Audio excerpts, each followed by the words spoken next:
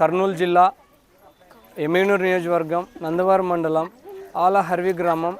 ఆలహర్వి గ్రామంలో బీవీ కాలనీలో MPP model school ఉంది.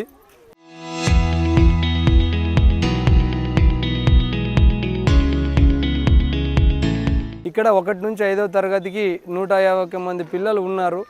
అయితే మాకు 6 మంది టీచర్స్ గవర్నమెంట్ కేటాయించింది. ఇప్పుడు 6 మంది టీచర్లు, ఒక ఉపాధ్యాయుడు, సీనియర్ ఉపాధ్యాయుడు ఉన్నాడు.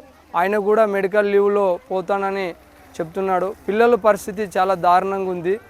దయచేసి ఈ విషయము మన మండల ఎంఈఓ గారికి మరియు డిఈఓ గారికి కూడా గతంలో ఇచ్చినాము. మా ప్రాబ్లము మా స్కూల్లో ఈ విధంగా ఉంది, టీచర్స్ కొరతని.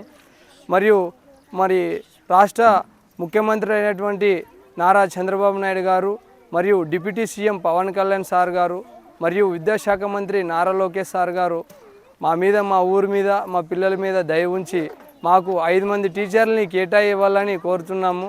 పిల్లలు ఈరోజు పలక బల్పం పట్టే స్టేజ్ ఇది.